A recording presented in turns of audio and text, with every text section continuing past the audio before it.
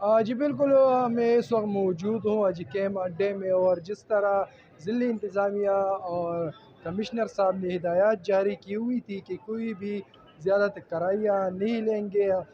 لیکن ہم نے یہاں دیکھا تو بعض ہی لوگ بھی کہتے ہیں، بعض لوگ کہتے ہیں کرایہ دار کرائے زیادہ لیے جاتے ہیں، اور اس کی جو بات ہم نے منشی سے کیا، مینیجر سے کی، تو اس نے کہا کہ اس کی مین وجہ یہ ہے کہ ہماری جو پرسنل گاڑیاں ہیں جو ہمارے ساتھ رجسٹر ہیں، اس کی نہ ہونے کی وجہ سے، یا باہر سے جو گاڑیاں آتی ہیں اور وہ پھر زیادہ کرائیاں وصول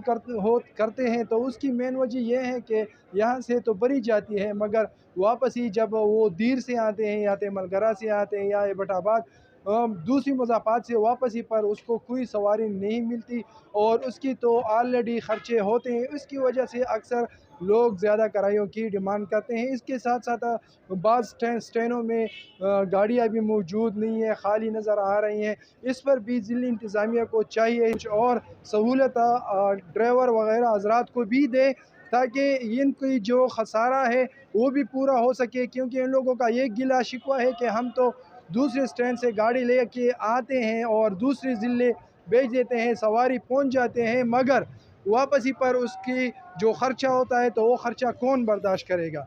جی بالکل، یہ دیکھ رہے ہیں آپ نے ضلعی انتظامیہ نے ایک فلیکس وضع کی ہے، لیکن اگر ہم دیکھیں جب سے پاکستان بنا ہے تب سے لے کے آج تک کتنے فلیکس وضع ہو چکے ہیں، لیکن فلیکسوں کے ساتھ